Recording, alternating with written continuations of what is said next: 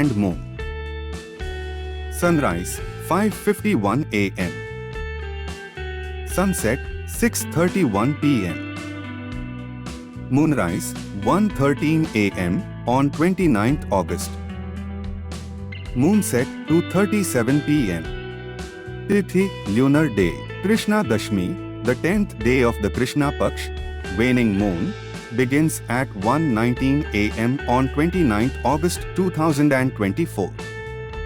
Significance: Krishna Dashmi is a day for resolving conflicts, focusing on duties and working on tasks that require persistence and determination.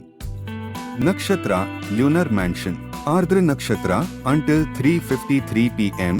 followed by Punarvasu Nakshatra. Ardra, this nakshatra brings transformative energy, ideal for introspection and addressing emotional challenges. Punarvasu, a period of renewal, perfect for new beginnings, spiritual practices and intellectual pursuits. Yoga, Vajra Yoga until 7:12 p.m. followed by Siddhi Yoga. Vajra Yoga requires caution as it may bring obstacles. However, it is beneficial for tasks that require strength, resilience and determination. Siddhi Yoga, considered highly auspicious, this yoga ensures success in important endeavors and activities. Karana, Vanija Karana until 1:22 p.m. followed by Vishti Karana, Bhadra until 1:19 a.m. on 29th August 2024. Vanija, suitable for business dealings, trade, and other economic activities. Vishti, Bhadra generally inauspicious. It's best to avoid starting new or significant activities during this time.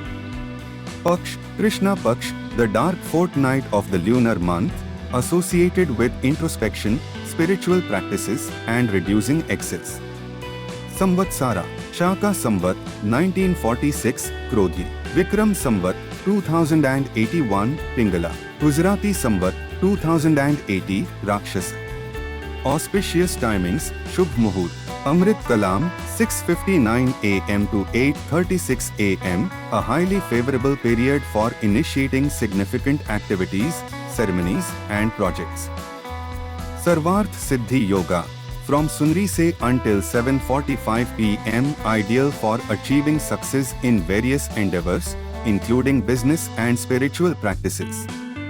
Inauspicious timings: Dur Muhurtam, Rahu Kalam 12:11 p.m. to 1:46 p.m., inauspicious for starting new ventures or significant tasks.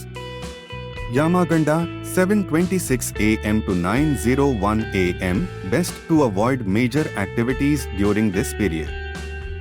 Gulikai Kalam 10:36 a.m. to 12:11 p.m., not favorable for new ventures or important decisions. Durmuhurtham 11:46 a.m. to 12:36 p.m., this period should be avoided for significant decisions or activities. Planetary positions: Sun, Surya in Leo, Sinha.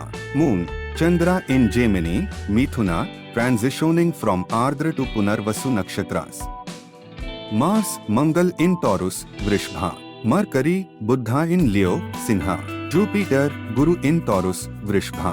Venus, Shukra in Leo, Sinha. Saturn, Shani in Aquarius, Kumbha. Rahu in Pisces, Meena. Ketu in Virgo, Kanya. Additional observations: Chandra Rashi, Moon sign, Gemini, Mithuna until 3:53 p.m., then Cancer, Karka. Disha Shul, direction to avoid for travel. North, traditionally, it is advised to avoid traveling northward on this day. Season, Ritu, Varsha Ritu, monsoon season, the period of monsoons, bringing rain and cooling after the summer heat.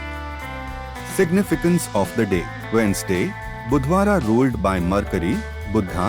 This day is associated with communication, intellect, and learning. It is an excellent day for educational activities, writing, and negotiations.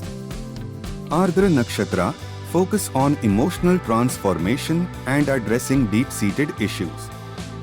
Punarvasu Nakshatra encourages new beginnings, intellectual pursuits, and spiritual growth. Good and bad yogas. Good yoga, Siddhi Yoga, is considered very auspicious, bringing success in various endeavors. Bad yoga, Vajra Yoga, requires caution as it can lead to obstacles if not managed with strength and determination.